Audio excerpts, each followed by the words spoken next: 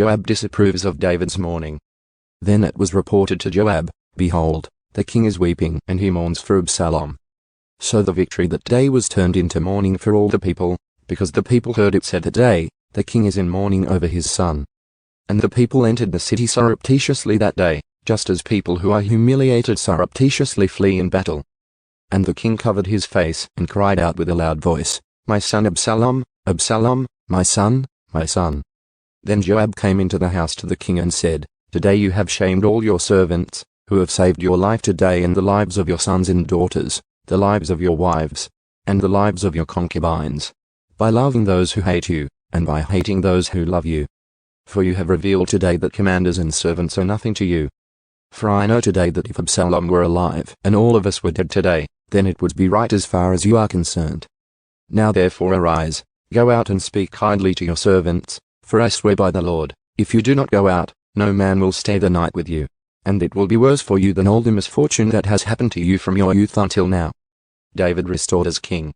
So the king got up and sat at the gate. When they told all the people, saying, "Behold, the king is sitting at the gate," then all the people came before the king. Now Israel had fled, each to his tent. And all the people were quarreling throughout the tribes of Israel, saying, "The king rescued us from the hands of our enemies and saved us from the hands of the Philistines, but now he has fled out of the land from Absalom. However, Absalom, whom we anointed over us, has died in battle. Now then, why are you silent about bringing the king back?" Then King David sent word to Zadok and Abiathar the priests, saying, "Speak to the elders of Judah, saying, why are you the last to bring the king back to his house, since the word of all Israel has come to the king, even to his house? You are my brothers.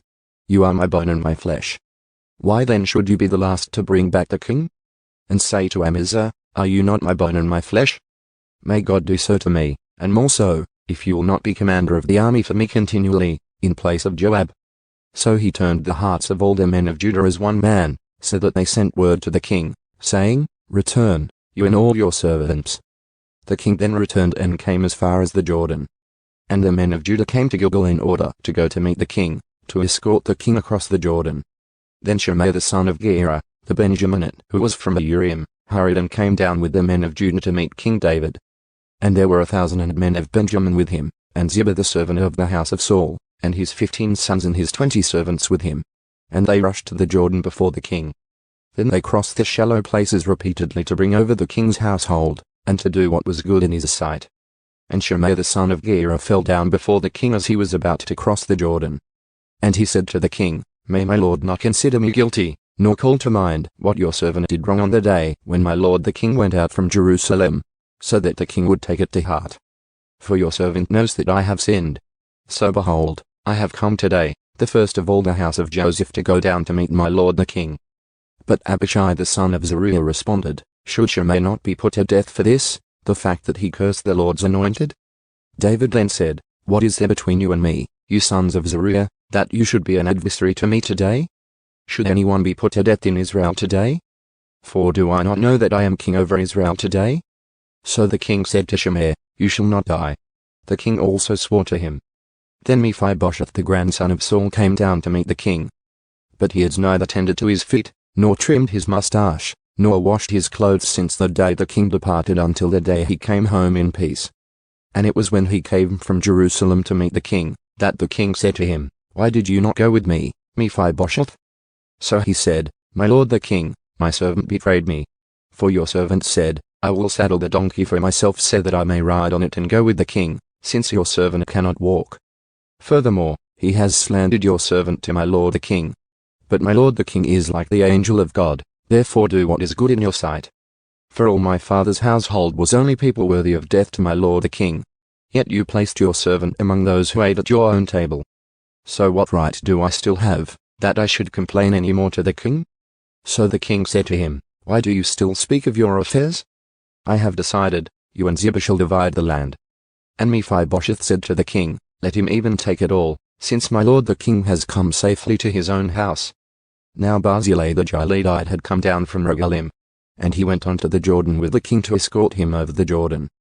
Barzillai was very old, 80 years old, and he had provided the king food while he stayed in Mahanaim, for he was a very great man. So the king said to Barzillai, "You cross over with me, and I will provide you food in Jerusalem with me." But Barzillai said to the king, "How long do I still have to live, that I should go up with the king to Jerusalem? I am now 80 years old. Can I distinguish between good and bad? Or can your servant taste what I eat or what I drink? Or can I still hear the voice of men and women singing? Why then should your servant be an added burden to my lord the king? Your servant would merely cross over the Jordan with the king. So why should the king compensate me with this reward? Please let your servant return, so that I may die in my own city near the grave of my father and my mother. However, here is your servant Shimham. Let him cross over with my lord the king, and do for him what is good in your sight." And the king answered, "Shimham shall cross over with me, and I will do for him what is good in your sight. And whatever you require of me, I will do for you." All the people crossed over the Jordan, and the king crossed too. The king then kissed Barzillai and blessed him, and he returned to his place. Now the king went on to Gilgal, and Shimham went on with him. And all the people of Judah and also half the people of Israel accompanied the king. And behold, all the men of Israel came to the king and said to the king, "Why have our brothers, the men of Judah, abducted you and brought the king and his household and all David's men with him over the Jordan?" Then all the men of Judah answered the men of Israel, "Because the king is a close relative to us." "Why then are you angry about this matter? Have we eaten at all at the king's expense, or has anything been taken for us?" But the men of Israel answered the men of Judah and said, "We have 10 parts in the king, therefore we also have more claim on David than you. Why then did you treat us with contempt? Was it not our advice first to bring back our king?" Yet the words of the men of Judah were harsher than the words of the men of Israel.